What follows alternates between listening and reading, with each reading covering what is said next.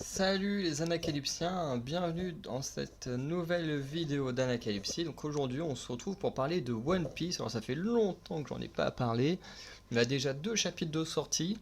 Voilà, donc je reviens pour parler de ces deux chapitres, donc le chapitre 1082 et 1083. Bon, de toute façon il ne s'est pas passé des choses de dingue non plus dans ces deux chapitres. Des petits trucs cool, voilà, des trucs qui m'ont un peu énervé honnêtement. Euh, et on va y revenir rapidement dans cette vidéo en attendant du coup le chapitre suivant dont j'essaierai cette fois de chroniquer en temps et en heure.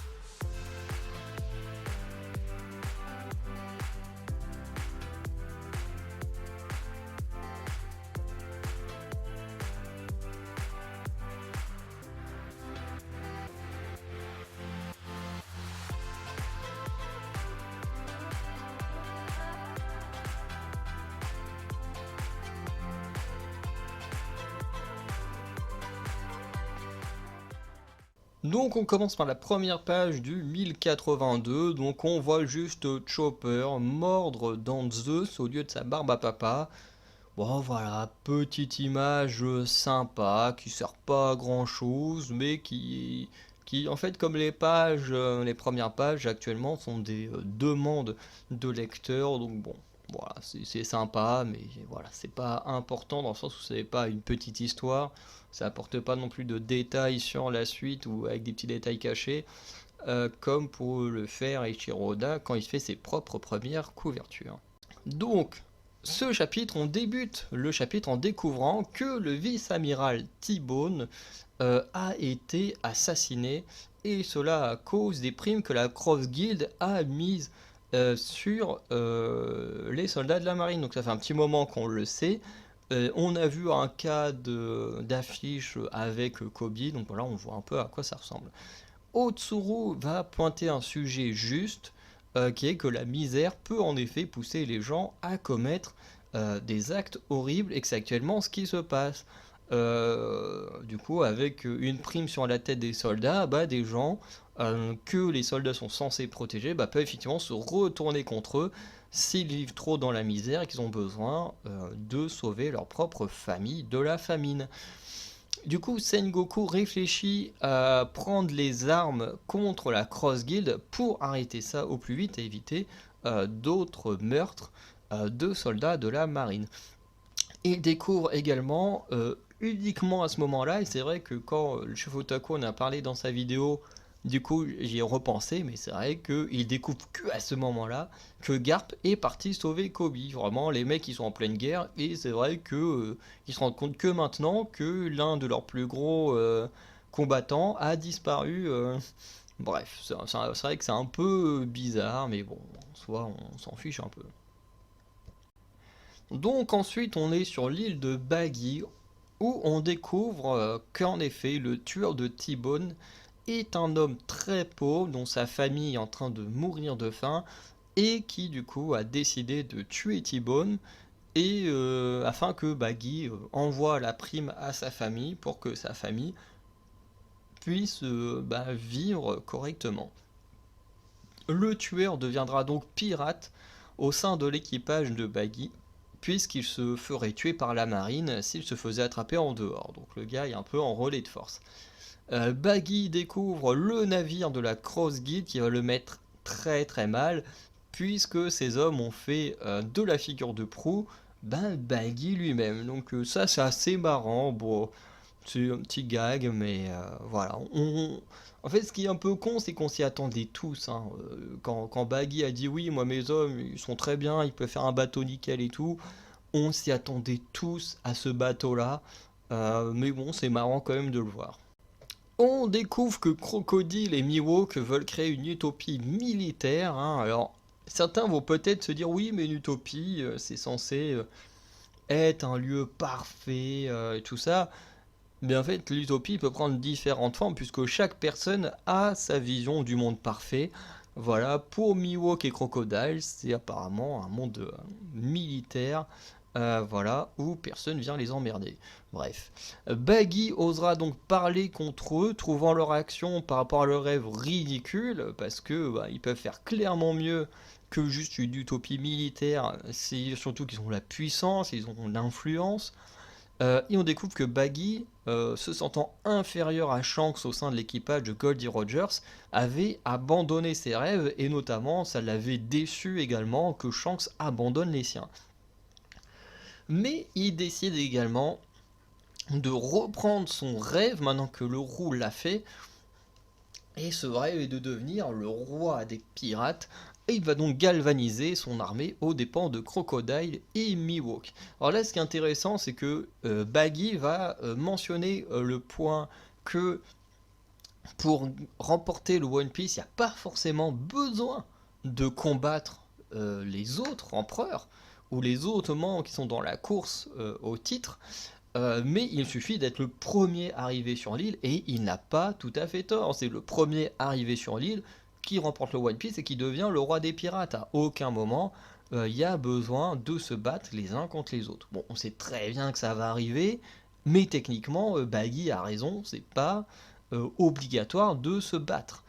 Et il y a un point également sur lequel je veux revenir sur ce passage parce que les fans de One Piece, vous êtes pour certains des gros cons, hein, qui n'ont absolument rien compris au manga, parce que il y a cette petite case où Mihawk elle dit quoi, mais tu veux aller affronter des barbes noires, des chapeaux de paille et tout ça, et du coup les gens ont pris ça pour de la peur et on commence à dire ouais, Mihawk c'est la plus grande arnaque de One Piece, le mec finalement c'est un gros nul et tout, enfin bref, les gens racontent une tonne de merde sur Mihawk et ça m'énerve, franchement ça m'a énervé parce que ils n'ont pas compris le personnage de Mihawk.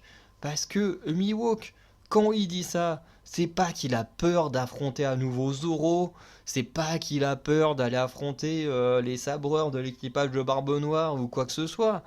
Ça n'a rien à voir. Le mec, il en a rien à foutre du One Piece. Lui, tout ce qu'il veut, c'est être dans son coin, c'est d'être tranquille, qu'on lui foute la paix. Son utopie militaire, notamment, sert à ça. À être dans un monde où il peut être en paix. Et lui, forcément, le One Piece, il s'en bat les couilles. Aller affronter Barbe Noire, aller affronter euh, Shanks le Roux, aller affronter Monkey D. Luffy. Mais ça lui sert à rien. Il s'en fout de tout ça. Et quand il dit ça, c'est pas qu'il a peur de les affronter, c'est juste que lui, ça n'a aucun intérêt dans son objectif de les affronter. Bref, excusez-moi pour ce petit moment d'énervement, mais ça m'a saoulé que les gens ne comprennent pas Mihawk et soient juste en train de faire de même en mode ah, le mec c'est une petite merde, il a peur de Shanks, il a peur de Zoro, il a peur de machin. Finalement c'est une grosse arnaque. Mais non, le mec c'est pas une arnaque. On l'a très bien vu lors de tous ces combats que le mec était méga puissant et que si Zoro est aussi puissant aujourd'hui, c'est parce qu'il a passé 2 ans à s'entraîner avec Mihawk. Donc le mec c'est pas qu'il est nul, c'est qu'il n'a aucun intérêt à faire ces choses-là pour son rêve. Tout simplement. Bref. Du coup, on termine le chapitre 1082 en arrivant au royaume de Queue d'Étrave, où l'on découvre des nouveaux vice-commandants révolutionnaires, soit Vacciano, subordonné de Morley, Ahinu, subordonné de Bello Betty. Alors j'avoue qu'avant de voir Bello Betty, je me souvenais même pas de qui c'était. Gambo, subordonné de Lindbergh, et Giron, subordonné de Corbeau. Et ce dernier réussira notamment à deviner que c'est le vaisseau au loin et celui qui contient Sabo. On découvre que Sabo n'était pas sur Lulucha quand le royaume a disparu. Donc bon, ça on s'en doutait un peu hein, quand on a découvert qu'il était encore en vie. Et Sabo nous tease en disant qu'il va raconter ce qui s'est passé à Marie-Joie à Dragon et Ivankov. Donc pour le chapitre 1082, en vrai on a un chapitre plutôt sympa. Voilà. On a des petites infos comme quoi les primes de la Cross Guild fonctionnent, au point que des membres de la marine aient été assassinés. On a Baggy qui se lance dans son rêve de devenir roi des pirates. Donc qui, comme dit Chef Otaku, montre bien que là on avance vraiment vers la fin du manga avec tous les gros protagonistes qui commencent à se lancer vers la course au titre du roi des pirates.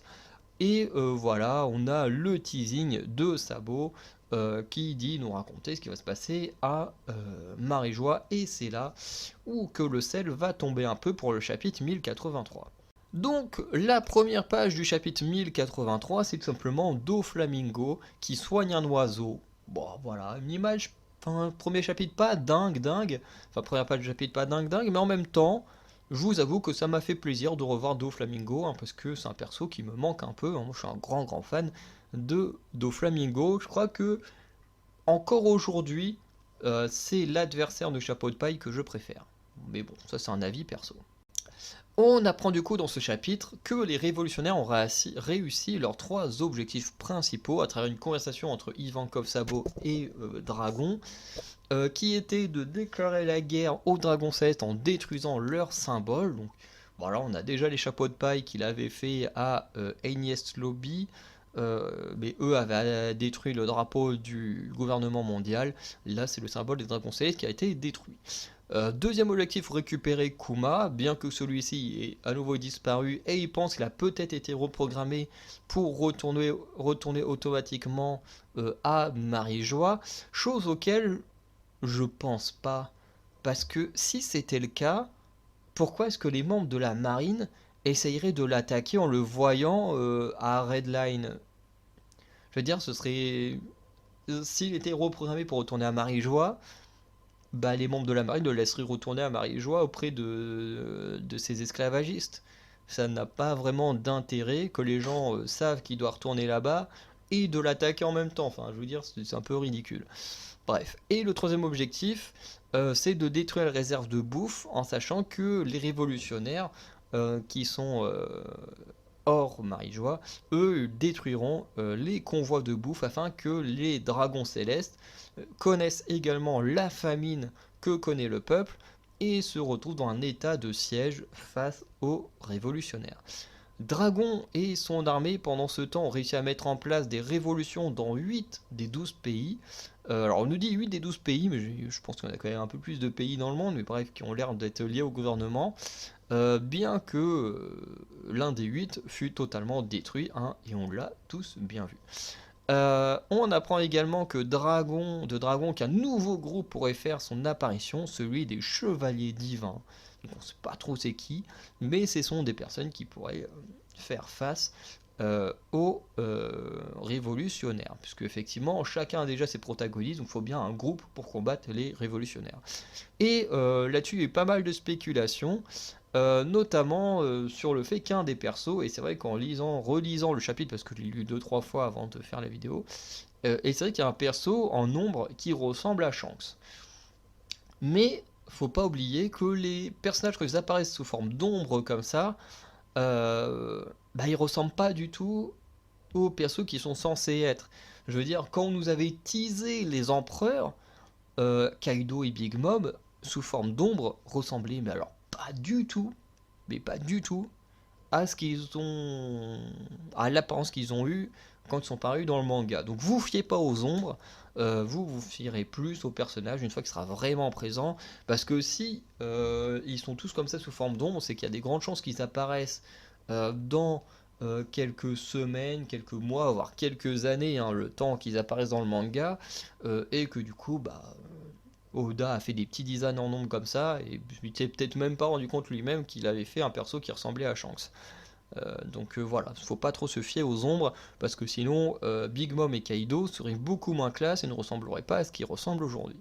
Bref. Et Drago et Ivankov veulent connaître la vérité sur la mort de Cobra, et pourquoi on voit Sabo dans les journaux à côté du cadavre de Cobra. Et ensuite on passe dans la partie qui m'a un peu saoulé, c'est le flashback.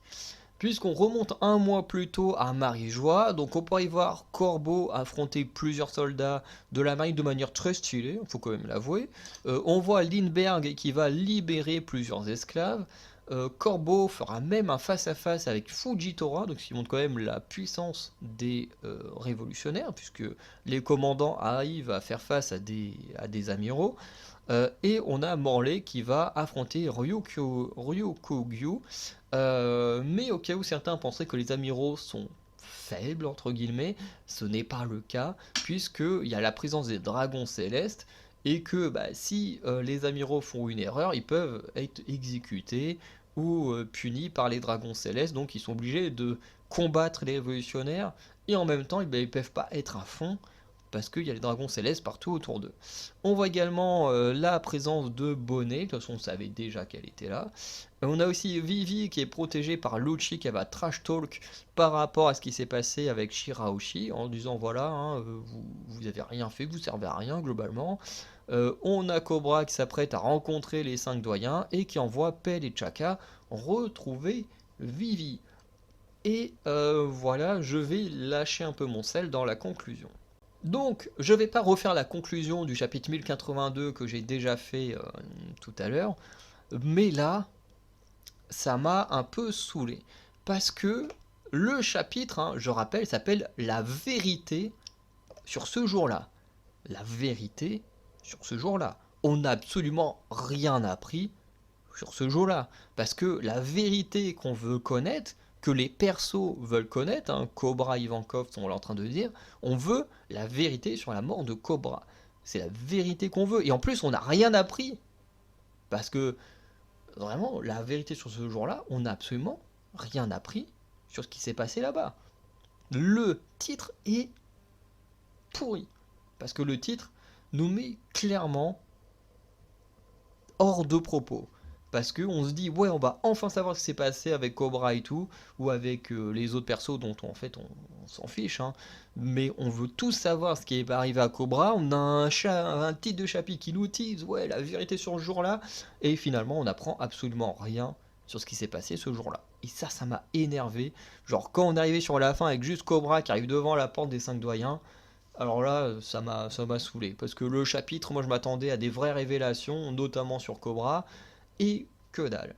Et en plus, le truc c'est que le chapitre en lui-même, enfin surtout la partie flashback, on n'en a absolument rien à faire de ce qui se passe. On perd du temps sur des détails dont on n'en a absolument rien à foutre. Je veux dire, pardon, on nous montre les combats entre les amiraux et les révolutionnaires. En soi, on s'en fout, on sait déjà le résultat, puisque on a déjà vu que Morley, Corbeau et Lindbergh étaient sur l'île de Queue d'Étrave. Donc, on a beau leur montrer leurs affrontements, on sait qu'ils vont y survivre et réussir à s'échapper. Donc, on en a un peu rien à faire. Où nous montre la présence de Bonnet. Bon, elle fait pas grand chose, mais on la voit. On sait qu'elle va très certainement intervenir en faveur de Kuma. Mais pareil, on sait déjà qu'elle va s'en sortir et qu'elle va se retrouver notamment à Egghead. Donc pareil, tout ça, on s'en fiche un peu. On nous montre Vivi avec Rob Lucci qui va trash talk par rapport à ce qui se passe autour de Shirahoshi et tout ça. On essaie de nous faire un teasing qui pourrait se passer quelque chose avec Pell et Chaka et tout. Et pareil, on s'en fout. On s'en fout puisque Vivi, on sait déjà qu'elle survit à tout ce qui se passe à la rêverie, puisqu'on l'a déjà vu avec comment il s'appelle, avec Wapol dans une planque de Morgane. Donc, en fait, ce qui me dérange dans ce chapitre, c'est qu'on nous annonce une grosse vérité qui ne viendra jamais, puisqu'il n'y a pas de choses intéressantes dans ce chapitre, puisque on sait déjà tout ce qui va se passer pour tous les persos présentés, sauf Cobra. C'est le seul dont on voulait voir quelque chose et qu'on n'aura pas dans ce chapitre. Et honnêtement, ça m'a énervé de se dire qu'on s'est beaucoup intéressé sur des choses dont en soi on s'en fiche, parce qu'on sait déjà ce qui se passe dans le présent pour tous ces persos-là. Et le seul qui n'est plus dans le présent, c'est Cobra. et c'est sur lui qu'on veut tout savoir. Et honnêtement, ouais, j'avoue que ça m'a vraiment saoulé de comment ça a été amené. Donc voilà. Du coup, on va conclure. Euh, voilà, je suis très déçu du chapitre 1083. Le 1082, j'ai trouvé plutôt cool. Voilà, on peut pas toujours avoir des très bons chapitres, hein. Du coup, je vous dis à très bientôt. N'hésitez pas à me dire ce que vous avez pensé de ces chapitres. Sinon, ben, n'hésitez pas à aller checker l'onglet communauté pour les vidéos qui vont sortir prochainement, enfin plutôt qui sont sorties sur les autres chaînes également. Sinon, je vous souhaite une bonne journée, une bonne soirée, et je vous dis à très bientôt pour de nouvelles vidéos.